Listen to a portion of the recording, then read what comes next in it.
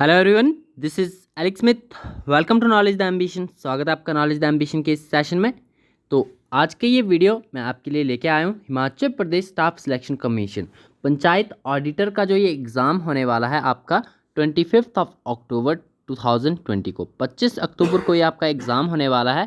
तो इसी से संबंधित मैं आपके लिए कुछ इंपॉर्टेंट क्वेश्चंस लेके आया हूँ। आई होप आपके लिए सभी बेनिफिशियल होंगे। जैसा कि आप सभी जानते हैं कि पंचायत ऑडिटर का एग्ज़ाम है, तो यहाँ पर ऑडिट के जो क्वेश्चंस हैं वो आने के बहुत ही ज़्यादा चांसेस हैं। तो यहाँ पर हम टॉप 20 क्वेश्चंस को डिस्कस करेंगे आज की इस वीडियो में। टॉप 20 क्वेश्चंस डिस्कस करेंगे, वो भी आपके ऑडिटिंग एंड एश्योरेंस के ऊपर। तो ऑडिटिंग एंड एश्योरेंस का हमारा ये टॉपिक रहेगा। इसमें हम ऑडिटिंग के ये क्वेश्चंस डिस्कस करेंगे। तो आई होप आपके लिए बेनिफिशियल होगा। यदि आपको ये सीरीज़ पसंद आती है तो आप मुझे कमेंट बॉक्स में ज़रूर बताइएगा। आपके लिए मैं इसी प्रकार की टॉप 50 और टॉप 100 क्वेश्चन की भी सीरीज़ लाऊंगा। यदि आपको ये सीरीज़ पसंद आती है तो आप कमेंट बॉक्स में अपना रिस्पॉन्स इसके लिए ज़रूर दें। तो स्टार्ट करते हैं आज के जो मोस्ट इंपॉर्टेंट 20 क्वेश्चन है। यदि आप चैनल पर पहली बार आए तो चैनल को सब्सक्राइब जरूर कर लें और नोटिफिकेशन बेल को भी ऑन कर लें, ताकि आने वाले सभी रेगुलर अपडेट जो हैं आप तक रेगुलरली पहुंचते रहे। तो स्टार्ट करते हैं। आज का हमारा जो टॉप 20 क्वेश्चन का फर्स्ट क्वेश्चन है, पूछा गया है which of the following is not a kind of audit. अब यहाँ पर आपका समय काफ़ी कम है, क्योंकि जो है 25 अक्टूबर को आपका एग्ज़ाम होने वाला है। तो हम यहाँ पर डिटेल में डिस्कस नहीं करेंगे, मैं आपको सिंपली एमसीक्यूज़ बताऊंगा। आपको क्वेश्चंस को ध्यान में रखना है, क्योंकि मोस्ट इंपॉर्टेंट क्वेश्चन जो ऑडिट और एश्योरेंस टॉपिक के हैं वो यहाँ पर मैंने इंक्लूड किए हुए हैं। तो आपको सभी क्वेश्चंस को ध्यान में पढ़ना है। हम केवल यहाँ पर एमसीक्यूज़ को सॉल्व करेंगे। निम्नलिखित में से कौन एक प्रकार का ऑडिट नहीं है? आपके ऑप्शंस यहाँ पर दिए गए हैं, statutory and private, government and continuous audit, interim audit या फिर नन ऑफ दिस। बेसिकली बात करें तो ऑडिट के मेनली 3 टाइप होते हैं आपके, इंटरनल, एक्सटर्नल एंड RIS जो आपके IRS ऑडिट्स होते हैं। ये 3 मेन टाइप होते हैं ऑडिट के। तो आपको इसी संदर्भ में यहाँ पर बताना है कि ऑडिट का प्रकार कौन सा नहीं है। तो इस क्वेश्चन का राइट आंसर बनता है आपका option number D, none of these. Because जो आपके statutory and private, government and continuous audit और इंटरिम ऑडिट, ये सभी ऑडिट के प्रकार हैं। तो इसका राइट आंसर हो जाएगा option D, none of these. Next question आपका पूछा गया है, auditing begins where dash end. Statement आपको कंप्लीट करना है। ऑडिटिंग शुरू होती है जहां पर क्या समाप्त होता है? सेलिंग, इन्वेंट्री वैल्यूएशन, अकाउंटिंग या फिर परचेजेस। तो इसका राइट आंसर है आपका ऑप्शन नंबर सी, यानी accounting. Auditing begins where the accounting ends. Option C इसका राइट आंसर है। नेक्स्ट क्वेश्चन है आपका, if there is a capital loss the auditor should. Option है आपके, यहाँ पर भी आपको स्टेटमेंट कंप्लीट करनी है। If there is a capital loss, यदि पूंजी हानि होती है तो लेखा परीक्षक को क्या करना चाहिए? ऑप्शन है आपके, not allow payment of dividend, allow payment of dividends, allow payment of dividends after making such losses goods, या फिर नन ऑफ अबव।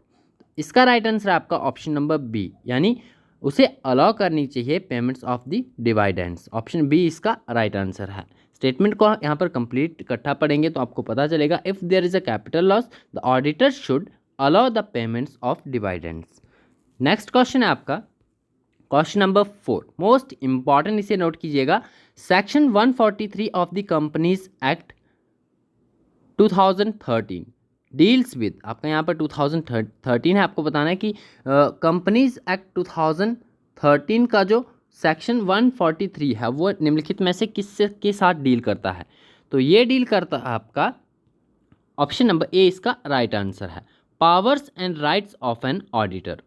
याद रखना है आपको, section 143 of the companies act 2013 deal with the powers and the rights of an auditor. Next question है, when the auditor is an employee of the organization being audited, the audit is classified as।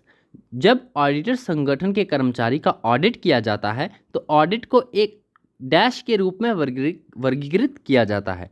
तो जब एक auditor संगठन जो होता है किसी कर्मचारी का ऑडिट करता है तो वो ऑडिट आपका किस रूप में वर्गीकृत किया जाता है? तो वो वर्गीकृत किया जाता है आपका इंटरनल ऑडिट के रूप में। ऑप्शन ए इसका राइट आंसर है। नेक्स्ट क्वेश्चन है, this kind of audit is conducted generally between 2 annual audits. तो इस तरह का ऑडिट आपको बताना है कि ये किस प्रकार का ऑडिट जो है वो आमतौर पर 2 वार्षिक ऑडिट के बीच में आयोजित किया जाता है। तो इसका राइट आंसर है आपका ऑप्शन नंबर बी यानी इंटरिम ऑडिट। इंटरिम ऑडिट जो होता है आपका आमतौर पर 2 वार्षिक ऑडिट के बीच में आयोजित किया जाता है। ऑप्शन बी इसका राइट आंसर है। नेक्स्ट क्वेश्चन है question number 7, voucher relates to. जो वाउचर होते हैं आपके निम्नलिखित में से किससे संबंधित होते हैं? Cash receipt, cash payments, credit transactions. तो ऑप्शन डी इसका राइट आंसर है ऑल ऑफ एबव। तो इन सभी के साथ ये संबंधित होता है। नेक्स्ट क्वेश्चन है auditor should see the amount received for premium on issue of share should be shown in dash. Auditor को ये देखना चाहिए कि शेयरों के मुद्दे पर प्रीमियम के लिए प्राप्त राशि को डैश में दिखाया जाना चाहिए। तो किस में दिखाया जाना चाहिए? ये आपका दिखाया जाना चाहिए शेयर प्रीमियम अकाउंट में। ऑप्शन सी इसका राइट आंसर है। स्टेटमेंट को हम एक बार फिर से यहाँ पर पढ़ लेते हैं। ऑडिटर को ये देखना चाहिए कि शेयर के मुद्दे पर प्रीमियम के लिए प्राप्त राशि को जो आपके शेयर प्रीमियम अकाउंट में जो है वो दिखाया जाना चाहिए। ऑप्शन सी इसका राइट आंसर है। नेक्स्ट है आपका question number 9, internal auditor is appointed by dash. Internal auditor जो होता है वो निम्नलिखित में से किसके द्वारा अपॉइंट किया जाता है? मैनेजमेंट के द्वारा, शेयर होल्डर्स के द्वारा, गवर्नमेंट के द्वारा या फिर स्टैट्यूटरी बॉडी के द्वारा। तो इसका राइट आंसर है आपका ऑप्शन नंबर ए यानी मैनेजमेंट के द्वारा। जो मैक्सिमम टाइम्स जो इंटरनल ऑडिटर्स होते हैं वो अपॉइंट किए जाते हैं मैनेजमेंट के द्वारा। यदि आपको वीडियो पसंद आ रहा है तो वीडियो को लाइक ज़रूर करें और अपने फ्रेंड्स का शेयर जरूर करें। नेक्स्ट क्वेश्चन है question number 10, dash is the medium through which an auditor expresses his opinion on the state of affairs of the clients business. Dash वह माध्यम है जिसके माध्यम से एक लेखा परीक्षक ग्राहक के व्यवसाय के मामलों की स्थिति पर अपनी राय व्यक्त करता है। तो ये स्टेटमेंट है, स्टेटमेंट के थ्रू ही आपको यहाँ पर डेफिनेशन याद होनी चाहिए। तो ये आपका कहलाता है क्या? Audit report. ऑडिट रिपोर्ट की डेफिनेशन आपको यहाँ पर दी गई है। पूरी स्टेटमेंट को एक साथ पढ़ेंगे तो ये बनेगी आपकी audit report is the medium through which an auditor expresses his opinion on the state of affairs of the clients business. Option A इसका राइट आंसर होगा।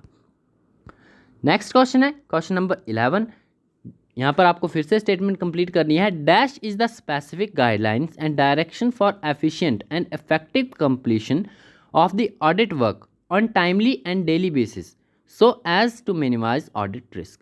डैश जो है ऑडिट जोखिम को कम करने के लिए समय और दैनिक आधार पर ऑडिट कार्य के कुशल और प्रभावी समापन के लिए एक विशिष्ट दिशा निर्देश और निर्देश है। तो क्या है?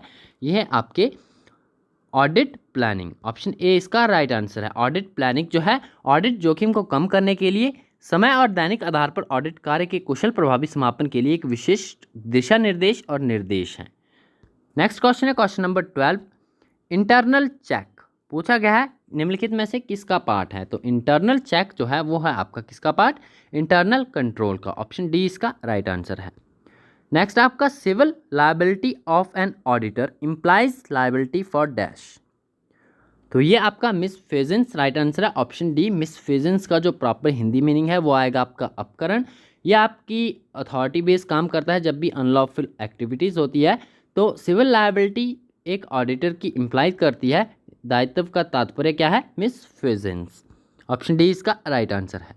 नेक्स्ट आपका question number 14, if an auditor is not appointed at annual general meeting he is appointed by the dash.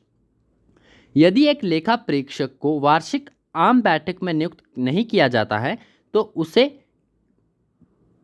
किसके द्वारा नियुक्त किया जाता है? तो उसे नियुक्त किया जाता है सेंट्रल गवर्नमेंट के द्वारा। यदि अपॉइंट उसे जर्नल जो आपकी एनुअल जर्नल मीटिंग है उसके थ्रू अपॉइंट नहीं किया गया है तो वो डायरेक्टली अपॉइंट होता है आपका सेंट्रल गवर्नमेंट के द्वारा। ऑप्शन ए इसका राइट आंसर है। नेक्स्ट है the audit that is made compulsory under the statute is called dash. जिस ऑडिट को कानून के तहत अनिवार्य किया जाता है उसे डैश कहा जाता है। तो उसे कहा जाता है आपका स्टैट्यूटरी ऑडिट। ऑप्शन ए इसका राइट आंसर है। नेक्स्ट है question number 16, audit means. Audit का अर्थ क्या होता है? तो काफ़ी कॉमन सा क्वेश्चन है। ऑडिट का अर्थ होता है आपका एग्जामिनेशन ऑफ बुक्स, अकाउंट्स और वाउचर्स। ऑप्शन सी इसका राइट आंसर है। ऑडिटर का मेनली यही काम होता है, यही सब हैंडल करता है। तो ऑडिट का एक्चुअल मीन जो होता है वो आपका examination of books, accounts and vouchers होता है। ऑप्शन सी इसका राइट आंसर है। नेक्स्ट क्वेश्चन की तरफ है, when a transaction has not been recorded in the books of account either wholly or partially, such errors are called dash। जब किसी खाते की पुस्तकों में लेन देन पूरी तरह से दर्ज नहीं किया गया या फिर आंशिक रूप से, ऐसी त्रुटियां जो होती है वो क्या कहलाती है? तो ये त्रुटियां आपकी कहलाती है error of the commissions. Option A इसका, सॉरी आपका error of the omissions, option B इसका राइट आंसर है। When a transaction has not been recorded in the books of account either wholly or partially, such errors are called error of the omissions. ये ध्यान में रखना है, ये commissions के error नहीं है, ये आपके कंपनसेटिंग एरर्स नहीं है, ये है आपके error of the omissions. Option B इसका राइट आंसर है। नेक्स्ट आपका question number 18, the liabilities of an auditor can be dash. जो आपकी लायबिलिटीज होती हैं ऑडिटर की वो क्या हो सकती हैं? तो वो सिविल, क्रिमिनल, या फिर सिविल एंड क्रिमिनल, या फिर फाइनेंशियल। तो इसका राइट आंसर आपका ऑप्शन नंबर सी, वो सिविल भी हो सकती हैं आपकी, क्रिमिनल भी हो सकती है। ऑप्शन सी इसका राइट आंसर है। नेक्स्ट है question number 19, duties of an auditor is dash. तो एक ऑडिटर की ड्यूटीज़ क्या होती हैं? तो जैसा कि हमने पहले डिस्कस किया, आपका ऑडिटर का ऑडिट का अर्थ क्या होता है? ऑडिटर, यहाँ पर आपको ऑडिटर की ड्यूटीज़ बताना है कि निम्नलिखित में से जो है ड्यूटीज़ कौन सी है। तो इसका राइट आंसर है आपका ऑप्शन नंबर डी, यानी ऑल ऑफ द एबव। जो आपकी स्टैट्यूटरी ड्यूटीज़ होती है imposed by the companies act, duties impose by legal or court decision, and duties arising out of professional etiquette. तो ये सभी ड्यूटीज़ जो होती हैं वो ऑडिटर की होती है। तो इसका राइट आंसर आपका ऑप्शन नंबर डी होगा। नेक्स्ट आपका 20th क्वेश्चन है, पूछा गया है the term audit originated from the Latin word dash. तो ये वीडियो का लास्ट क्वेश्चन है, मोस्ट इंपॉर्टेंट 20 क्वेश्चन हमने यहाँ पर डिस्कस किए। ये आपका लास्ट क्वेश्चन है। आपको यहाँ पर बताना है कि जो टर्म है ऑडिट, जिसका मतलब मैं आपको यहाँ पर बता चुका हूँ ऊपर क्वेश्चन में। तो आपको यहाँ पर बताना है ये जो वर्ड है ये ओरिजिनेट हुआ है। क्वेश्चन में आपको बता दिया गया है कि एक लैटिन वर्ड से ओरिजिनेट हुआ है। तो इनमें से वो लैटिन वर्ड कौन सा है, ये आप मुझे कमेंट बॉक्स में बताएंगे। आपको यदि पता है तो आप कमेंट बॉक्स में इसका आंसर बताइएगा, नहीं पता है तो आप इसका आंसर गूगल में पता कर सकते हैं, और इसका आंसर आप तब कमेंट बॉक्स में ज़रूर बताइएगा। तो ये थे हमारे आज के most important 20 questions. I hope आपको ये वीडियो पसंद आया होगा। यदि आपको वीडियो पसंद आता है तो आप वीडियो को लाइक ज़रूर कीजिएगा और अपने फ्रेंड्स के साथ शेयर जरूर करना है, क्योंकि आपका एग्ज़ाम 25 अक्टूबर को होने वाला है। तब तक ये सभी अपने फ्रेंड्स के शेयर जरूर करें ताकि सभी तक ये वीडियो पहुंच सके। और इसी के साथ यदि आप इसी तरह की और वीडियोस चाहते हैं तो भी आप मुझे कमेंट बॉक्स में ज़रूर बताएं। यदि आपका रिस्पांस रहता है तो आपके लिए टॉप 50 प्लस टॉप 100 क्वेश्चन की एक और सीरीज़ में इसी प्रकार के क्वेश्चंस की भी लेके आऊँगा, ताकि आपके एग्ज़ाम से पहले जो आपके ऑडिटिंग एंड एश्योरेंस के मोस्ट इंपॉर्टेंट क्वेश्चन हैं वो सभी कवर हो जाएं। तो मिलते हैं नेक्स्ट वीडियो में। आप कमेंट बॉक्स में मुझे अपना रिस्पांस ज़रूर दीजिएगा, आप इसका आंसर भी ज़रूर दीजिएगा, ऑडिट टर्म जो है वो किस वर्ड से ओरिजिनेट हुआ है। तो मिलते हैं नेक्स्ट वीडियो में। Thanks for watching and best of luck for your bright future.